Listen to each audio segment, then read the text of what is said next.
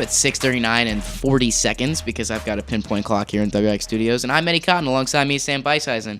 And we're about minutes, moments, seconds, I don't know, away from Christian Lomeli, former IU men's soccer goalkeeper, from calling in. And before he calls in, Sam, what'd you love about Lomeli?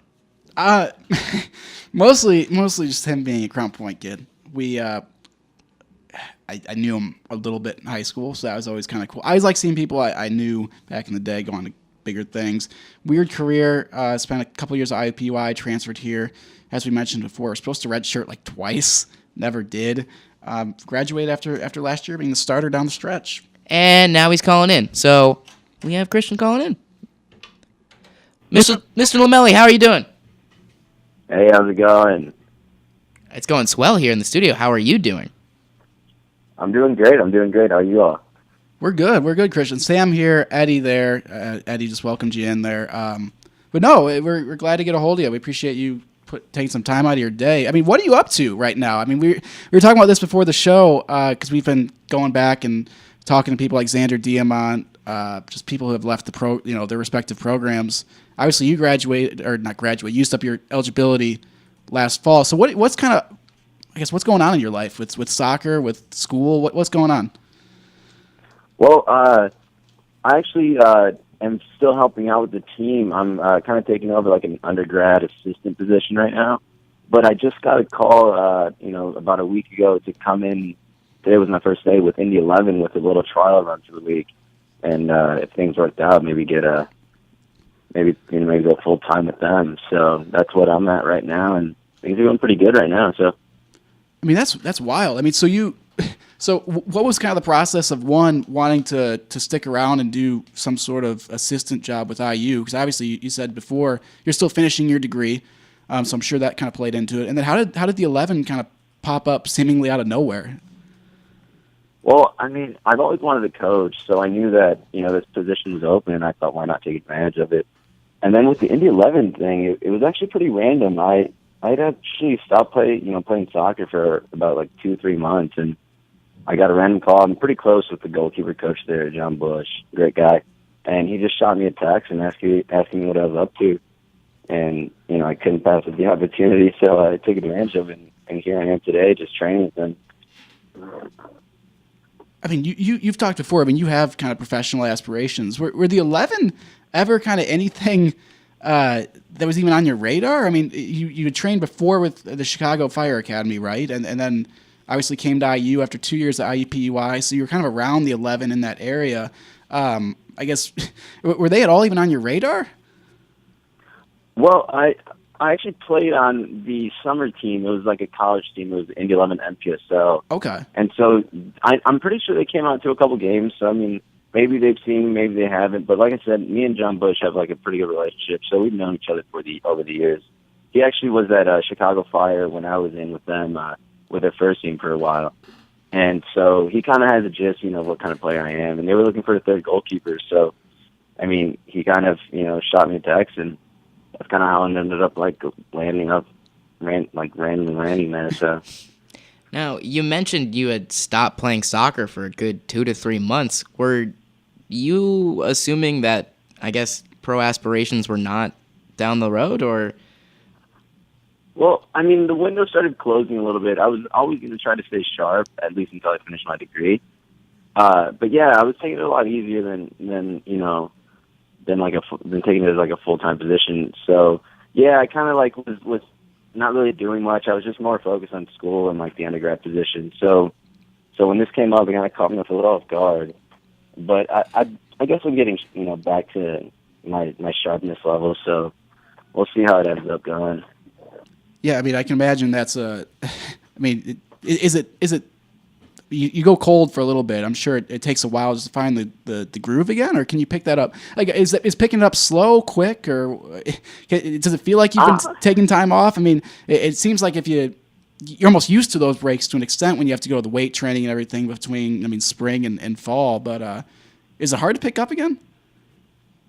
I mean, kind of. I mean, when you're taking shots every day from guys like IU soccer players, your reflections are just always on point. You're quicker, and so when you kind of take that time off, it takes a little bit to kind of get back in that rhythm. So I think I've been going at it for about 2 weeks now, trying to prepare for this Indy 11 thing, and then I have today's day under my belt, so I'm picking it back up. I mean, I still think it'll take like another couple weeks to really get back, into tip-top shape, but it's not as long as some people would think. So it's actually kind of nice. Sure. I mean, you mentioned just there. I mean, you're the guys you used to go up against at Indiana. I mean, your career just kind of wild. After going at IUPUI for 2 years, you land at Indiana. You spend that first year, your junior season, came in late during the Big Ten tournament, mostly for those PKs. You did well there. This last year, you come in at the end of the year, become the starter. You ended up starting with 7 matches for a very, very good program. How would you sum up, I guess, your Indiana career and what it gave you just as a player and as a person? At the end of the day, I think it was a very successful career. Whether it was 2 years, 4 years, although I wish it was 4 years. These 2 years, that this program has provided me, have been amazing. Nothing short of amazing. Just being around guys that just love to compete. I'm a very competitive guy, so when you have guys that are just like you and just want to win, it makes your whole day that much better. And it just made me a better person, just because I really found that inner work ethic in me that it's just been kind of inside me the whole time. And I think IU soccer and it really helped expose that work ethic, and I'm always going to be grateful for that, because I don't think many people get to experience what a program like IU is. So it's been really, really, really, really great these last 2 years. Now, you mentioned the competitiveness level and just the talent level at IU. Who's the hardest shot you've had to face from guys in practice at IU? This is the first one that comes to mind is definitely Trevor Schwartz. That kid has a cannon, and it's funny because I'll take shots from a lot of other guys, and it's no pressure. It's just like another shot. But the kid the second he winds up for that shot, I start not freaking out, but I definitely get a little nervous before he comes off his foot. No, it seemed like to an extent. I mean, when Trevor got hurt at the end of the year, it's hard to replace a kid like that. I mean, and especially when it was a freak incident. Well, you mentioned Indiana, and just kind of there's an allure around Indiana soccer. I mean, you don't win 8 national championships by accident. The Yeagley name is obviously so well known in these parts, really nationally. I know you go from a school like IUPUI to Indiana, and IUPUI is obviously doing different things. It's hard to compare those two. But just, can you give a sense of just how, I guess, special this program actually is? I mean, being an Indiana soccer player, people talk about putting on that jersey and how much it means. I guess, as a player, can you get a sense of just how big the shoes are that you're filling of the guys that have come before you? Yeah, no, I mean, guys on the team talk about it all the time, and even being on the team is just such a success in itself. But to truly, contribute to a program like Indiana is like a feeling like none other. Just because you're right, it's 8 national championships. It's the most winningest program in the country. You have the godfather of college soccer, and then you have his son, coaching right after him. It's truly a special environment, and I think with the staff that they bring in, with Coach Mazinoff, a World Cup veteran, guys who bring energy like Roby and Swenby and Danny. I think they have the right pieces, and I think it's hard to find that anywhere else, because especially coming from IUPUI, you see the difference, and then you can really understand why Indiana is what Indiana is, and it's kind of cool to see that. Yeah, no doubt. I mean, you mentioned Todd just now, and Jerry obviously still has a presence on this program. Jerry's not going away. He'll be around this team as long as he can be. But just Todd is he's a quiet dude. He doesn't have any social media presence. You hear from him, even speaks quietly when he's around. At least us. Can you give a sense of just what kind of a leader, what kind of a coach, just what kind of a dude Todd Yeagley is? Because he clearly pushes the right buttons. But what is it that kind of makes him as, I guess, renowned and as successful as he's been? Because he's clearly following in Jerry's footsteps. Yeah, I mean, Todd's a special guy. I mean, he's very different from a lot of the other coaches I've had in my past. He's a lot more reserved, correct, but when he does speak out, he says what he has to say, and he knows how, the right things to say, and he knows how to get guys motivated. And at the end of the day, guys respect that, and guys always say, like, you don't have to like the guy, but you're going to respect him, and everyone does. And that's why I think, we're successful as we have been, and that's why, he has a national championship under his belt. Now, but yeah, he's a quiet guy for sure, but great guy. Yeah. Something Coach Yeagley mentioned when he brought you in at the end of the list last season was how when you made saves, there was almost like an energy level to it. And I think what he was trying to say, I think everyone kind of knew what he was saying, is that you're not the tallest keeper, you're not the biggest, and so sometimes your saves look a little cooler than they are. How have you kind of battled through being kind of a shorter keeper? I mean, that's been a struggle my whole life, hearing it since I was 8 years old, and then I was too small, replace him. But I just battled through a lot, and I never let it get to me. And regardless, how short I was, or if I was 6'2", 5'2", it didn't matter. I knew that if I wanted to be the best, I would have to, give a little extra. And I think I've done that over my years, and I think I've really shown that, in my progress. And I'm proud to say that. I'm proud to say that my work ethic has carried me a long way, and now here I am today, hoping that that journey, that career continues, because I'll take advantage of it just like I have been in the past. We don't get to see. Obviously, we see so little of what you guys do, all the work that you have to put in, all the behind the scenes stuff, weight training, spring practice, virtually all the fall outside of the games in like 20 minutes at the end of practice.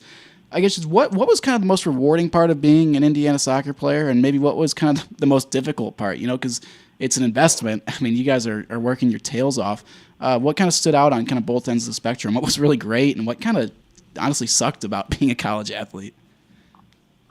I would say the great part would just be all the gear. Everyone talks about it. Everyone talks about it. You just gotta love the gear that Indiana gives you. You got unlimited amounts of cleats, unlimited amounts of t-shirts, pants, sweats, you name it.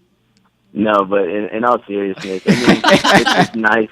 It's just nice to have that balance in life, and just being able to have a schedule, and just being able to be counted for, and I don't know. I really like that. But I guess on the negative side, I don't know. I guess it's just the fact that you're competing every day, and someone can just come in and slide in and take a position. So that's always challenging, because you always have to be you have to always be on top of things mentally, just to not slip up, because any time you do, you can be beaten and taken out of your spot. So it's hard to stay on track, but if you do, it shouldn't be a problem. That can be stressful as anything, especially with recruiting. It's something I wish we would have asked more people about this. But when you're obviously on the team, you're seeing the recruiting that's going on, and Todd is constantly bringing in kids who are going to be good. And it's just a matter of, okay, when are they going to be good? And is he going to replace me? Is he going to take my spot? Is he going to, is he under recruiting, over recruiting, whatever? I guess how stressful is this job when you, like you said, every day, if you're not on it, it can be next guy up. Yeah, that's part of the game, and I think that's what's so great about it. It's just in the professional world, any guy can be brought in, and they can take your spot in a matter of days. And I think that happens a lot here. Guys are obviously worried that next year they might not see the field again, but it all comes down to just how bad you really want it. And I think for the most part, the guys that do start, that's why they continue to start, is because they don't give up, and they continue to work hard, and that's why they continue to start throughout the years. So kind of shows some character with that. Sure. We want to ask you a little bit too. I know Eddie wants to ask about next year's team a little bit, because this group really well. But one other thing I wanted to touch on was just you mentioned coaching earlier. I didn't know you were that interested in it. Why coaching? Well, I guess what kind of sparked your interest there? Because it makes sense that a lot of players like going from their playing days to being able to coach. But what is it about, I guess, your skill set, or I guess your personality? Why do you think you'd make a good coach? To be honest, I like seeing kids and teammates develop, and if I can do that myself and I can help in that process, then I'll do anything that I can. I just have like a very big passion for that, and helping others and helping them develop. And I mean, it happened throughout the season. I know a couple of the younger goalkeepers, like I would always make sure that one of them or two of them stayed up to training so they could get some more reps in. And I've done training with kids on the side in private sessions. It's just interesting and fun to see guys develop under your wing, and just to know that you have an effect on their lives and their soccer careers and whatnot. Now you mentioned watching players around you develop, teaching guys around you. Moving forward with this Indiana team, who do you think it makes the biggest leaps of progress? Where should fans be focusing on this IU men's soccer team? Well, I mean, we have a lot of guys returning next year, from the starting lineup that we had in the previous fall. But, with Billy gone and Tanner and Phil and Rich and a couple other guys gone, there's a lot of roles to fill, and every day you're seeing guys just battle it out, and it's so fun to see because, no one knows who's going to be the right back, come next year. No one knows who's going to play, play out wide. But to be honest, I think everyone's making good progress this spring. I really like how Rico's developing. He's, becoming a better player every day. As long as he communicates with him more, that's his little issue. But other than that, I mean, I think everyone else is doing great, and I just hope that they can continue on that path throughout the fall and whatnot. You need to somehow convince Todd to play Weddy more. That is my one thing that I just want to. I just want to see every time. I don't know what it is. Maybe I've limited. I don't know as much as Todd Yagley does. I know I don't. But every time he's on the field, I don't care, good, bad, or this way or the other, something fun happens. I mean, whether it be when he checks in. Was it the NCAA tournament game where he checked in for 30 seconds? Yeah. That was it. I mean, the dude just, man, that's my only complaint ever to Todd is he just needs to get him in there more. Weddy's a great player to watch. He's just so fun and creative with the ball, and he can see things that so many other guys can't, and that's why he can create so many chances. But yeah, Weddy's a fun player to watch for sure. One question I've had all season as I've tried to cover this team, doing some broadcasts here and there. What formation does Coach Yagley run? Because it never seems to make any sense. It works, but I never get it. Well, we have a 4 in the back, and then we would go with 1 up top on the 4, with Frankie at the 6, and then before Trevor came out, Jerry filled in really well right above him. So we'd have about 3 midfielders in the center of the park, just kind of playing on top of each other, and then we had our 2 wide guys.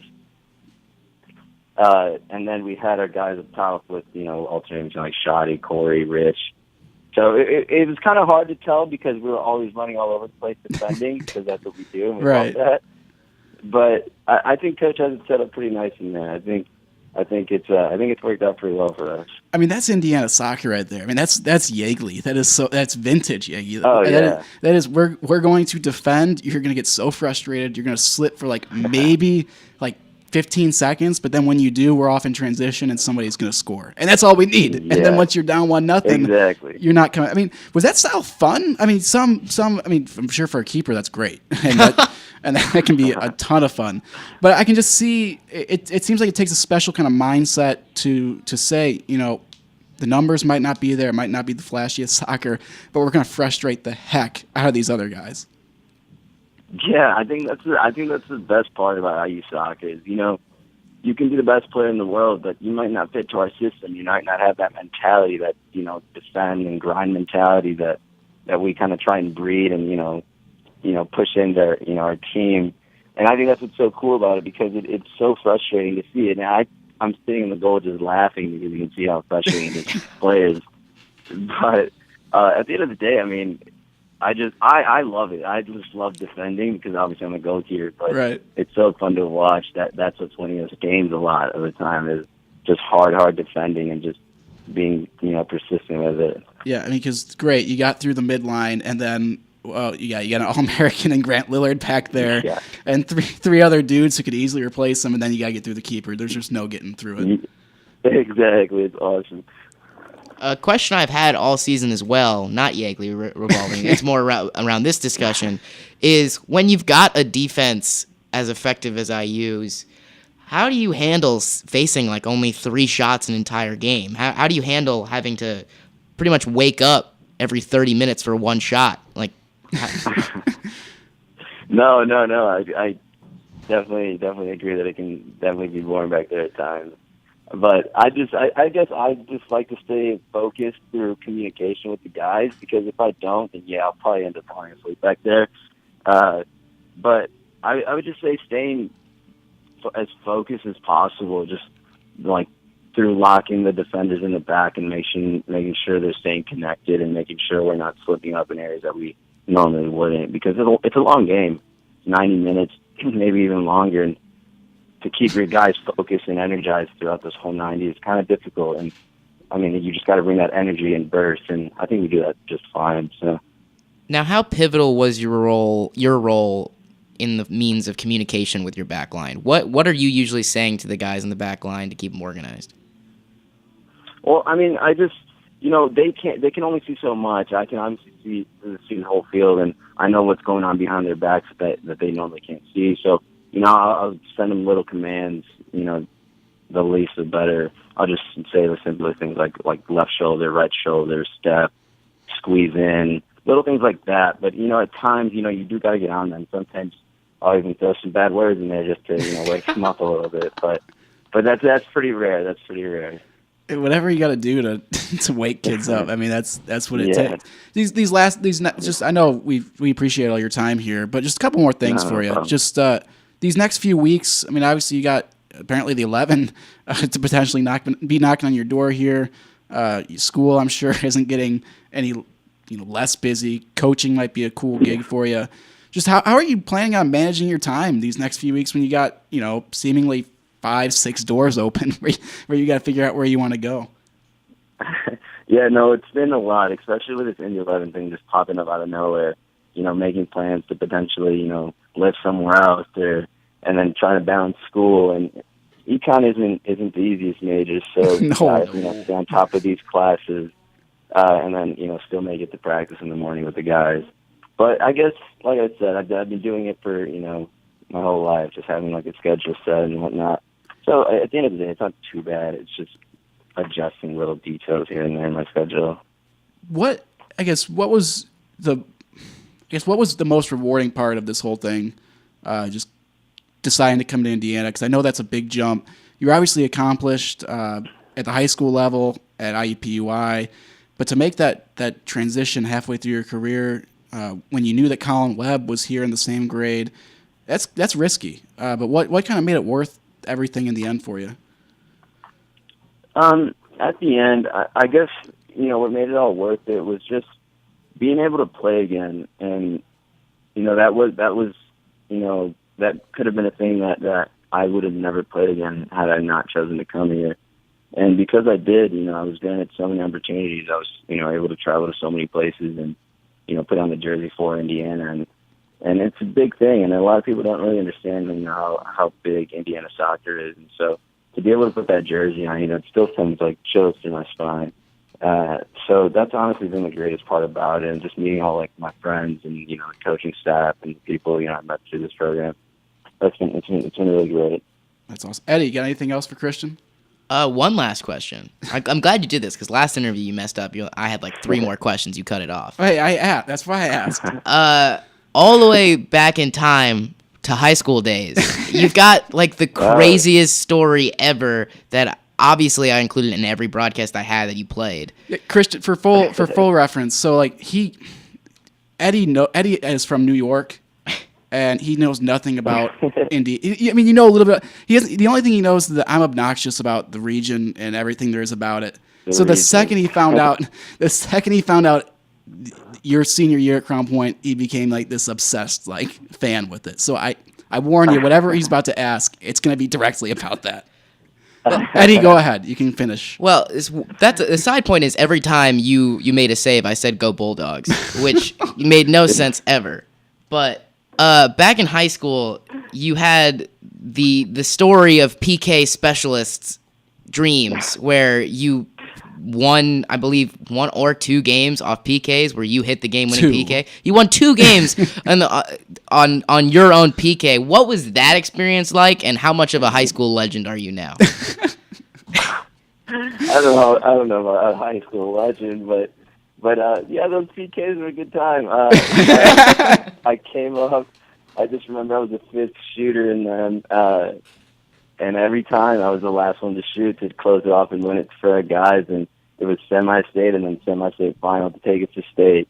And I'm not gonna lie, they were pretty bad PKs. The goalies just ended up diving the other way, but they went in, and so it all kind of worked out in the end. I ended up winning state in PKs as well.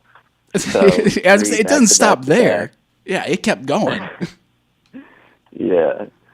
So I mean, that was a pretty cool experience. Probably one of my favorite ones for sure. You can't really. It's hard to top that. I don't care if it's high school. I don't care if it's college. I mean, that's just ridiculous. Well, hey man, thanks so much, Christian, for joining us this 25 minutes here. And I mean, good luck with the 11 school and everything. And we appreciate you calling in, man.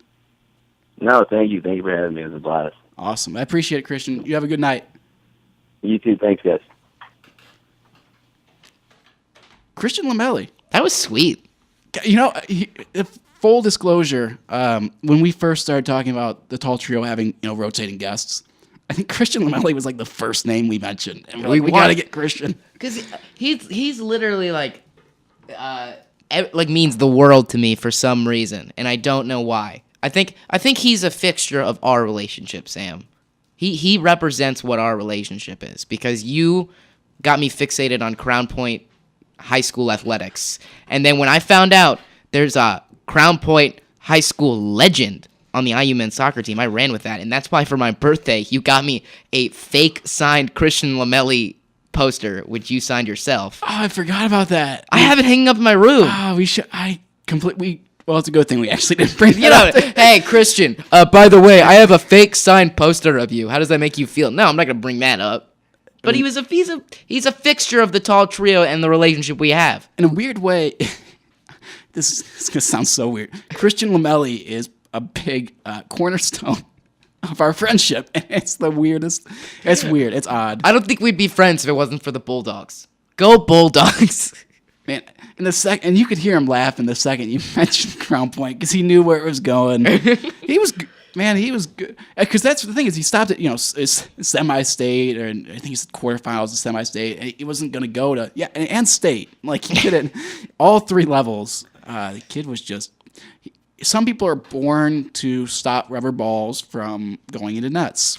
And that's what he's born to do. And I wish him all the best doing so for the Indy 11.